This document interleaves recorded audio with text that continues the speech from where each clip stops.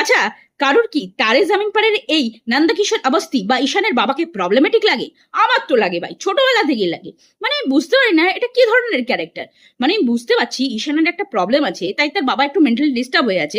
কিন্তু ঠিক আছে, তোকে যখন স্যার তোর বাড়ি গিয়ে বোঝাচ্ছে যে বাচ্চাটার লিটারালি একটা প্রবলেম আছে, যেটা আমাদের সবাইকে মিলে সলভ করতে হবে, তখন তো বোঝ যে সত্যিকারের একটা সমস্যা আছে।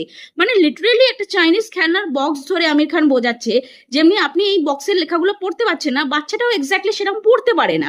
যে কথাটা তার মাথায় ঢুকছে না, তারপরেও সে স্কুলে চলে গেছে আমির খানের সঙ্গে ঝগড়া করবে বলে, যে আমার বউ ডিসলেক্সিয়া নিয়ে অনেক পড়ে ফেলেছে। কেউ জানতে চেয়েছে ভাই তোর বউ পড়েছে কিনা? মানে তোর বউ পড়েছে না, তোর বউ গেছে ঝগড়া করতে, তাহলে তুই কেন গেছিস ঝগড়া করতে? কি অদ্ভুত ধরনের ক্যারেক্টার না? আমার মনে হয় পুরো যে ঝামেলাটা হয়েছিল সেটা এই বাবাটার জন্যই হয়েছিল। অদ্ভুত একটা ক্যারেক্টার, সবকিছুতে ঝামেলা। বড় ছেলেটা খেলায় হেরে গেছে, তাতেও তার অসুবিধা।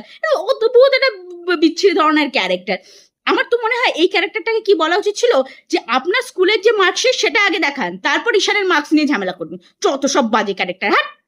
सोलोमन आइलैंड्स में जब आदिवासियों को जंगल का कोई हिस्सा साफ करना होता है खेती के लिए, तो वो पेड़ दरख्तों को काटते नहीं है, महज उस पेड़ के पास सारे पहुंच जाते हैं और जी भर के गालियां देते हैं, कोसते हैं।